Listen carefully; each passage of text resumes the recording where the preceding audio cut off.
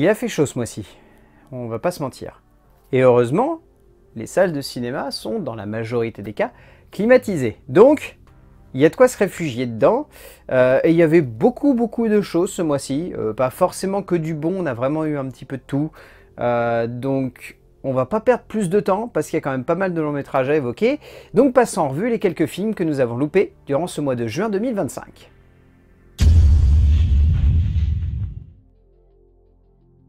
Un pitch, c'est souvent un bon moyen d'accrocher le spectateur. Je le dis souvent, mais si un auteur parvient à bien construire un pitch, il peut potentiellement tenir entre ses mains une belle manière d'embarquer le spectateur dans un délire plus ou moins surprenant, mais en tout cas, il peut au moins proposer une accroche étonnante au spectateur qui peut ensuite se détacher de la masse. Alors que sa série Succession vient de se terminer, Jesse Armstrong nous offre Mountainhead, qui sur le papier semblait vouloir se poser comme une version géopolitique et technologique de sa série, mais qui en se développant comme une sorte de thriller satirique sur une hypothétique fin du monde économique, se perd dans une démarche cinématographique assez stérile, mais qui parvient tout de même à assez nous passionner durant une majorité de son temps, même si le réalisateur a un peu trop tendance à en faire un théâtre filmé assez penaud. Après, le casting nous offre tout de même de beaux moments de comédie, que ce soit Youssef, très fort, Michael Smith, assez imposant, Schwartzman, toujours aussi charismatique, ou Carell, iconique et classe, mais bon, il manque parfois un peu de finesse dans leurs interprétations. Tout cela aurait dû être beaucoup plus juste pour réellement être accrocheur.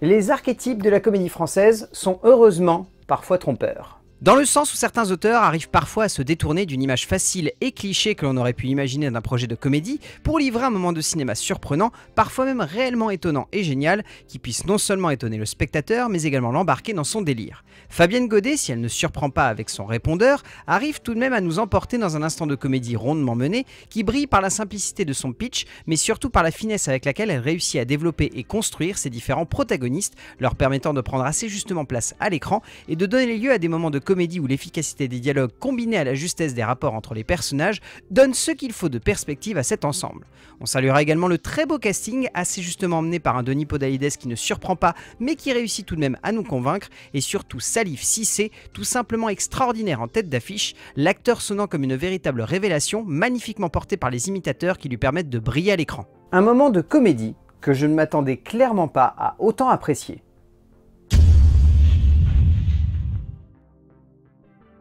Certaines suites peuvent parfois sonner comme des moments de cinéma assez étonnants. Car honnêtement, passé une certaine attente, on n'imagine pas forcément certains auteurs relancer un projet de cinéma qui peut sonner comme une idée sympathique et qui a réussi à trouver son public, mais où cela ne va pas plus loin, pouvant ainsi passionner par certains aspects mais sonner comme limité par d'autres. Gavin O'Connor décide donc pourtant de livrer une suite aux aventures de Mr. Wolf, le temps d'un deuxième volet qui est clairement dans la même veine que le précédent, soit un moment de tension qui se tient assez bien, qui sonne comme accrocheur, sans forcément chercher à offrir grand chose de plus aux spectateurs, mais c'est peut-être là-dedans que le cinéaste parvient à trouver une forme d'équilibre dans ce qu'il veut offrir, soit un divertissement d'action qui en fait des caisses, qui sonne comme lourd et poussif, mais qui divertit dans son style et son exécution. Et après, le cinéaste peut se reposer sur un casting qui convainc, avec un Jon Bernthal assez juste et cool, qui porte très bien le charismatique et assez jouissif Ben Affleck, qui s'en sort encore une fois à merveille dans un rôle que l'acteur semble clairement apprécier et porter avec plaisir. Un film d'action très lambda,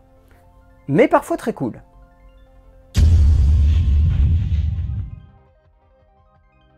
Il y a des moments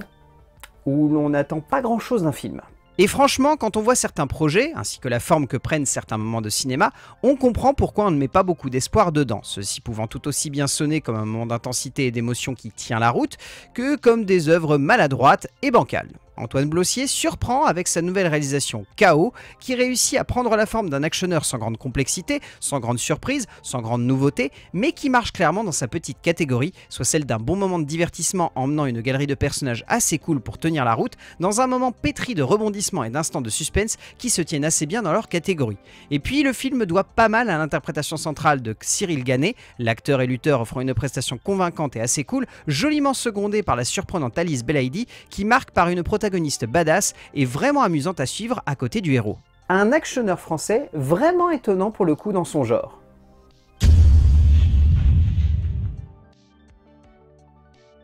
Pas facile de donner de la nouveauté à une saga. De nombreux cinéastes tentent comme cela de reprendre la main sur un objet plus ou moins culte du 7e art, mais clairement assez imposant et marquant pour les spectateurs pour sonner parfois comme presque intouchable, mais qu'il est parfois bon de bousculer pour leur amener une couche de fraîcheur. Ainsi, Trachtenberg, avec l'aide de Hwasung, construisent un moment d'animation surprenant avec Predator, Killer of Killers, une œuvre qui se découpe comme une anthologie de petits instants de créativité autour de l'univers des frères Thomas, le temps d'un film d'action animé particulièrement juste, qui ne sonne pas forcément comme surprenant, mais qui sonne comme la confirmation que le cinéaste américain sait dans quelle direction il veut emmener la saga et qu'en plus, il sait s'entourer des bonnes personnes pour concevoir des objets intéressants, voire même passionnants. En plus de cela, les cinéastes peuvent se reposer sur un casting vocal très bon, emmené notamment par Bean, Gonzalez, Lavanchi et Ozawa Shangxian, notamment, qui sont tous les 4 excellents du début à la fin d'une œuvre dont ils sont clairement les grands atouts majeurs. Une œuvre étonnante, un vrai projet cool et qui plus est divertissant.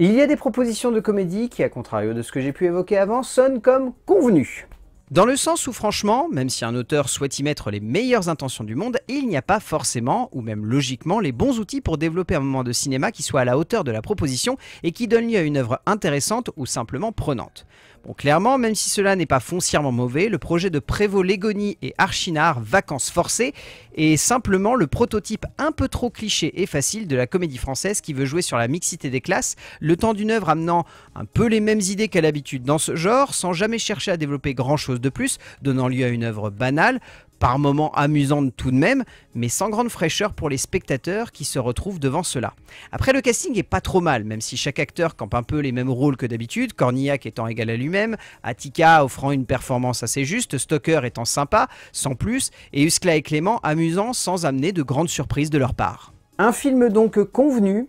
grossier, mais pas vraiment nul pour autant.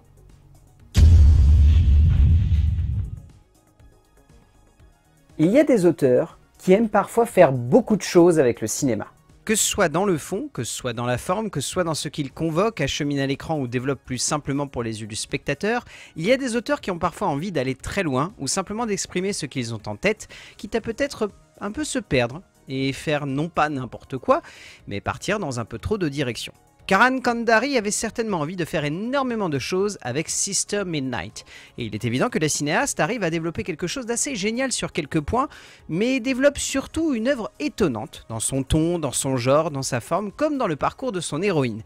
Mais au bout d'un moment, on sent que la cinéaste est un peu trop dans le trop-plein. Et du coup, même s'il est évident que le métrage est fun à regarder et encore plus à savourer, il s'épuise aussi dans ce qu'il veut mettre en forme, donnant plus des airs à son propos d'effet de style que ce qui semblait être au départ un métrage avec un vrai sous-texte sur la place de la femme au sein de la culture indienne, traité avec beaucoup de désinvolture. Après, malgré tout cela, il est évident que le métrage brille surtout par la présence charismatique et détonnante de son actrice principale, Radhika Apte, celle-ci portant avec brio et justesse l'entièreté du métrage et donnant beaucoup de corps et de force à tous les acteurs qui partagent son affiche malgré tout. Même si c'est maladroit, il faut reconnaître que c'est très surprenant.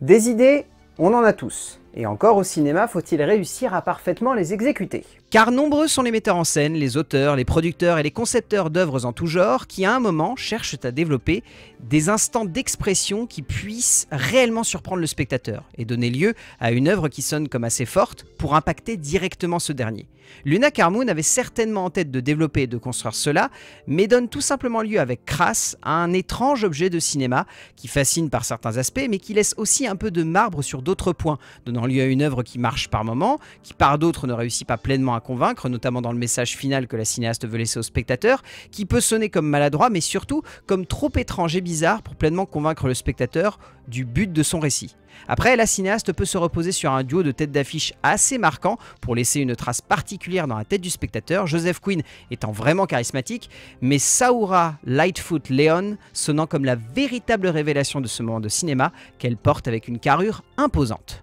Un film bizarre donc, mais assez étonnant pour laisser une certaine trace.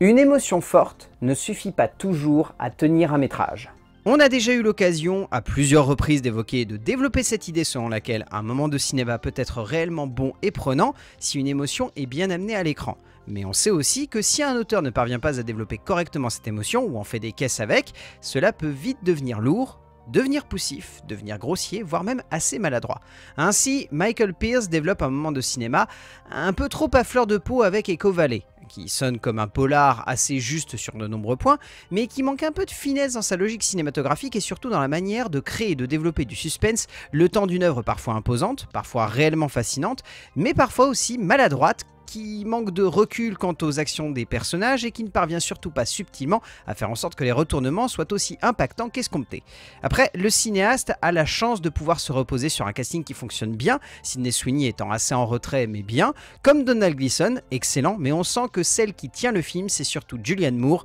l'actrice offrant une prestation tout simplement saisissante et réellement imposante du début à la fin du métrage. Sans être réellement fin, il faut reconnaître que c'est un film qui marche assez bien.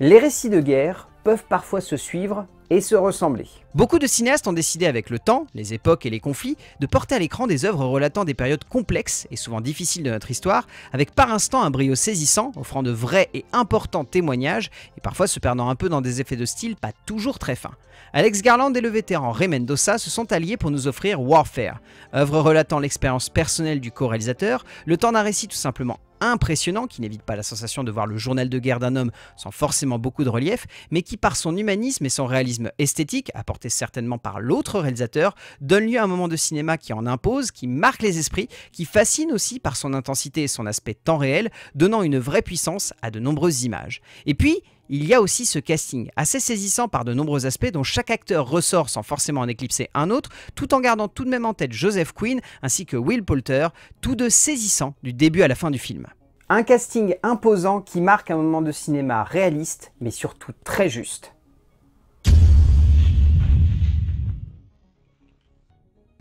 Pas facile de broder avec très peu. Dans le sens où il n'est pas simple pour un ou une auteure de construire un moment de cinéma autour d'un récit pouvant sonner comme intéressant mais très anecdotique dans la forme comme dans le fond, par le simple fait que l'auteur aux commandes ait fait le choix d'adapter un objet reposant sur peu. Uberto Pasolini a donc décidé de porter à l'écran avec The Return le dernier chapitre de l'Odyssée d'Homère, en comptant le retour d'Ulysse chez lui, le temps d'un moment de cinéma qui sonne comme intéressant, mais pas forcément comme si passionnant que cela, offrant une lecture assez classique de ce chapitre, donnant une perspective graphique assez imposante, voire même fascinante par instant, mais qui dans son déroulé sonne comme trop long et comme pas assez imposant pour le projet qu'il cherche à porter à l'écran. Après, le cinéaste a la chance de pouvoir se reposer sur un casting tout simplement fou, emmené notamment par les excellents Juliette Binoche et Ralph Fiennes, tous deux magnifiques dans des rôles iconiques qu'il campe à la perfection. Heureusement que les acteurs portent très bien le film, sinon cela aurait été très long.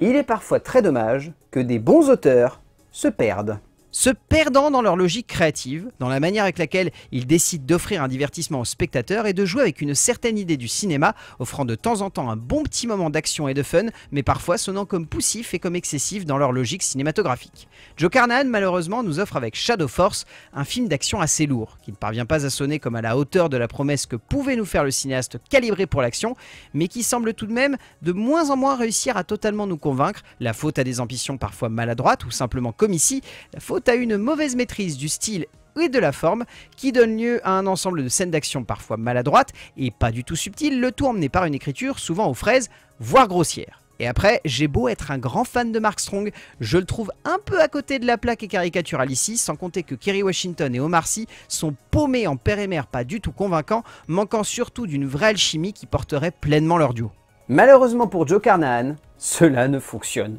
pas du tout. Bon, comme vous avez pu le voir, on a eu vraiment de tout ce mois-ci. Beaucoup d'action au final, mais également de l'émotion, du poétique, du drame, du romantique, bref. Comme chaque mois, le cinéma est très riche. J'espère que vous avez réussi à apprécier cette vidéo, même si encore une fois c'est un petit peu long ces rattrapages, mais n'oubliez surtout pas ce que je vous dis à chaque fois, ce n'est pas parce que l'on ne parle pas de ces films qu'ils sont forcément mauvais.